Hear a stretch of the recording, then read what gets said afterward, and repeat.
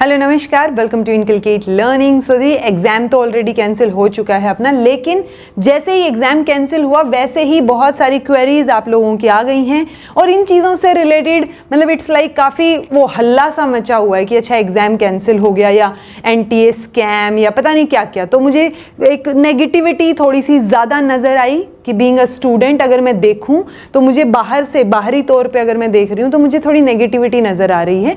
इसलिए फिर मैंने जो है एक वीडियो या आपकी क्वेरीज जो आपने मुझे मेल कर रखी हैं या कमेंट कर रखी हैं उनको मैंने लेने की आज कोशिश कर रही हूं। मैं एक्चुअली पॉइंट सिर्फ इतना सा है कि अगर आप किसी भी क्वेश्चन के साथ इस वीडियो पे आए हैं सो मेक श्योर आप लास्ट तक देखें। कुछ पॉजिटिव एस्पेक्ट और कुछ चीज़ें या कुछ एक जो है पॉजिटिविटी आप ज़रूर लेके जाएंगे। आपको definitely I am sure, trust me, फ़ायदा होगा इस वीडियो से। ठीक है जी। तो देखो एग्जाम तो ऑब्वियसली कैंसिल हो गया है। अब जैसे ही कैंसिल हुआ है, पहली चीज़ पोर्टल रीओपन होना जिसकी वजह से आप सेंटर चेंज कर पाएँ, आप अपनी प्रेफरेंसेस चेंज कर पाएँ या फिर आप कोई करेक्शन कर पाएँ। बिकॉज कई बच्चे ऐसे हैं, मतलब मैं शॉक्ड थी ये चीज देख के कि उन्होंने सब्जेक्ट तक गलत भर दिया है। सो ऑब्वियसली वो क्या एग्जाम दे के आएंगे ना। मतलब क्या क्यों ही जाएंगे, क्योंकि जब आपका सब्जेक्ट ही नहीं होगा वो तो क्या आप पेपर 1 के लिए पेपर देने जा रहे हो। वो सोचने वाली चीज है। उसमें करेक्शन कर पाना या पोर्टल का रीओपन होना ये मुश्किल लग रहा है मेरे को। मुझे नहीं लगता है पर्सनली कि ये चीज होगी।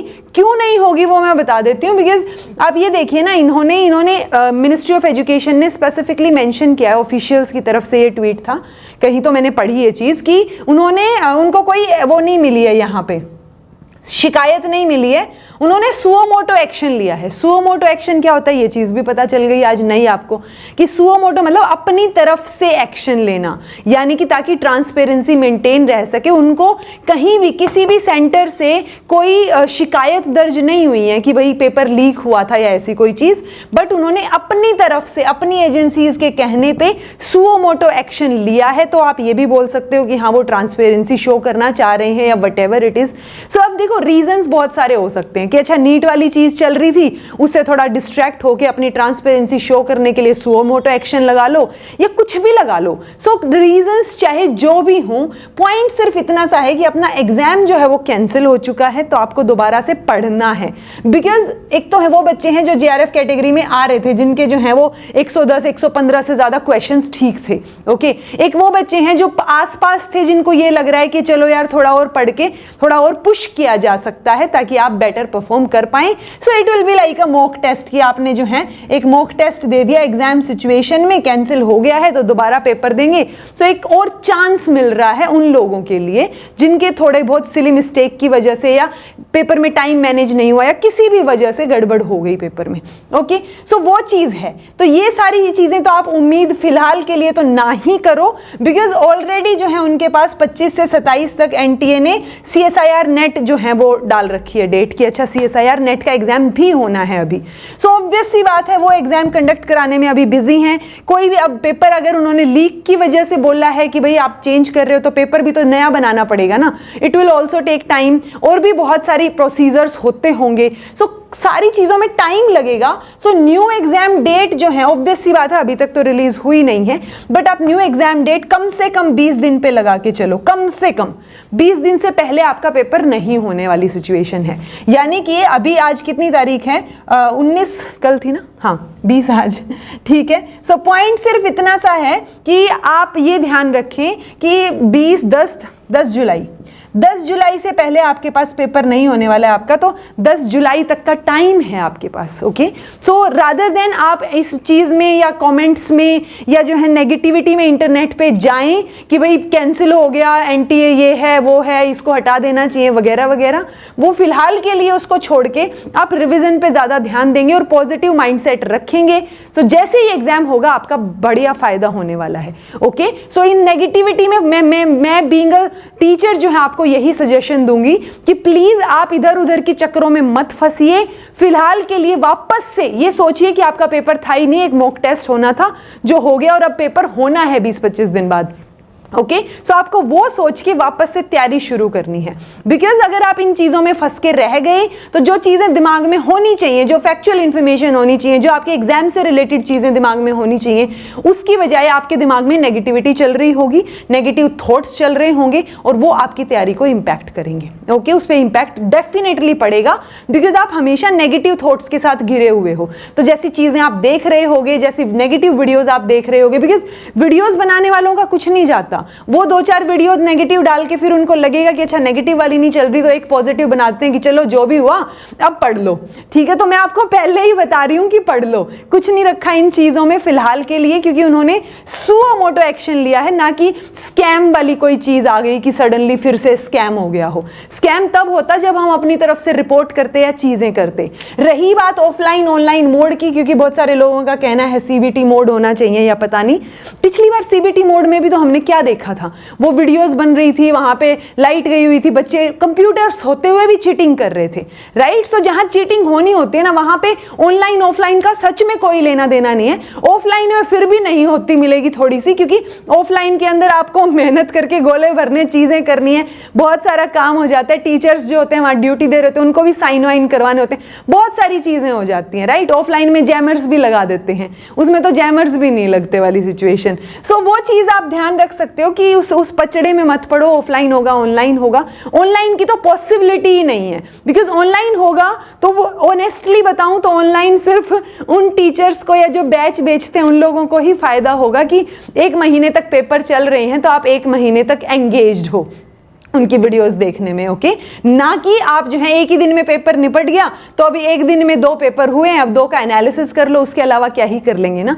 सो वो 1 महीने तक पेपर चलना, सीबीटी का होना, वो भी एक हैक्टिक सिचुएशन है। सो मैं पर्सनली ऑफलाइन को ही सपोर्ट करती हूँ, बिकॉज ऑफलाइन में एक एटलीस्ट फील होती है कि आप जा रहे हो, पेपर दे रहे हो, पेपर लेके आ रहे हो कि अच्छा मिला के देखते हैं वाली सिचुएशन, जो हमने बचपन से देखा है कि आज तो पेपर था और 10वीं का पेपर दे के आए, 12वीं का दे के आए और ये क्वेश्चन आए हुए थे। सो वही चीज अब होती है। सो ऑफलाइन बेटर है उनके लिए जो है, क्योंकि सीबीटी में इतने लोगों के लिए करवा पाना मुश्किल है और लंबा टाइम खिंच जाता है, फिर वो रिजल्ट आने में और लंबा खिंच जाता है। So it's better, but point सिर्फ इतना सा है, आप इन चीजों में मत फंसिए, ना ही पोर्टल रीओपन होने के चांसेस हैं, बिकॉज यहां कोई शिकायत नहीं हुई, कोई चीजें नहीं हुई हैं। सुओ मोटो एक्शन उन्होंने लिया है ट्रांसपेरेंसी शो करने के लिए कि भाई हम तो अपनी तरफ से ट्रांसपेरेंट हैं, हम कोशिश कर रहे हैं अपनी बेस्ट। सो ठीक है, उनकी कोशिश को वो कर लेंगे, हमें अपनी कोशिश करनी है। सो मेक श्योर आप नेगेटिविटी से दूर रहें, काम रहें, रिवीजन करते रहें। ये ना हो कि आपके अब जो है जैसे ही पेपर कैंसिल हुआ आपके दिन वेस्ट होने लग गए और आप पढ़ नहीं रहे हैं।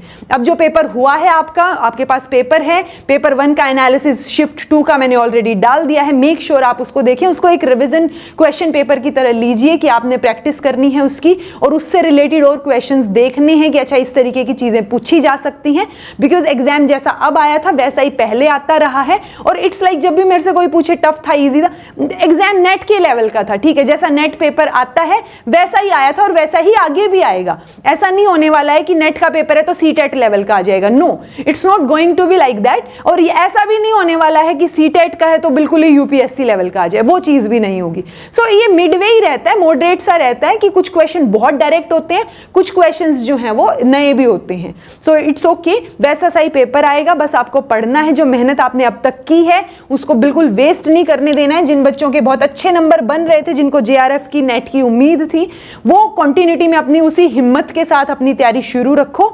जिनके और ये लग रहा है कि यार गड़बड़ हो रही थी और बस बिल्कुल ठीक आपके लिए ही मिली है वो अपॉर्चुनिटी, आपके लिए ही कैंसिल हुआ है, सो वो चीज सोच के आप जो है वापस से पढ़ना शुरू कर दीजिए और 15-20 दिन का टारगेट वापस से लेके चलिए कि जो कमियां आपने इस पेपर में कर दी थी वो अब वापस से ना हो, ना आप सिली मिस्टेक्स करें, वो ध्यान में रहे, आपका टाइम मैनेज हो पाए, आप जल्दी से जल्दी क्वेश्चन पढ़ने की प्रैक्टिस कर पाएं, बिकॉज आप जितना जल्दी पढ़ेंगे, कई बार होता है ना लेंदी पेपर होता है, सो मोस्टली बच्चों से ये मैंने सुना कि लेंदी था पेपर, क्योंकि आप वो पढ़ने में वो तरीके पता होने चाहिए ना, किस तरीके से आप सोल्व कर रहे हैं, एलिमिनेशन मेथड का इस्तेमाल कर रहे हैं कि अच्छा ये नहीं ये आएगा, चलो ठीक है सॉर्ट हो गया, 2 में अटक रहे हैं तो एक बार के लिए उसको छोड़ दो, इमोशनली अटैच नहीं होना है।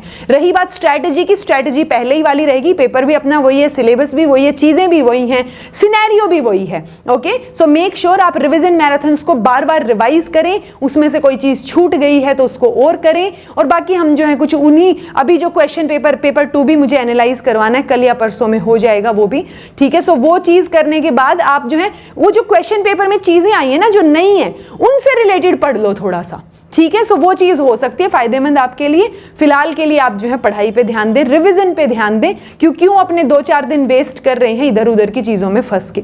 ठीक है, तो मैं यूजुअली कम ही बनाती हूँ, बट बहुत सारे क्वेश्चंस आए हुए थे आपके, मैं मेल का जवाब नहीं दे पा रही थी, बिल्कुल टाइम नहीं है इतना, बहुत हेक्टिक शेड्यूल हो जाता है।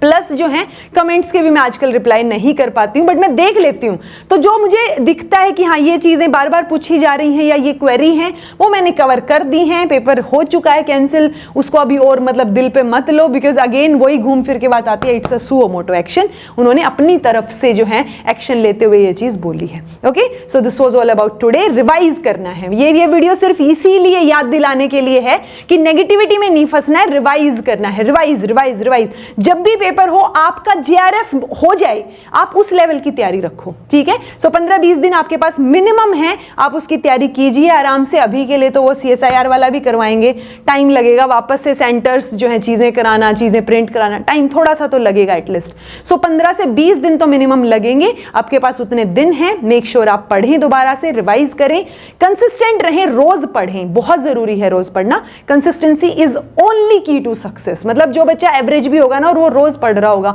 बहुत इंप्रूवमेंट उसको अपने आप में देखने को मिलेगी। ठीक है ji, so this was all about today. Thank you so much for watching. Be happy, keep smiling, subscribe to inculcate learning because it is absolutely free, and be consistent in your efforts because consistency is the key to success.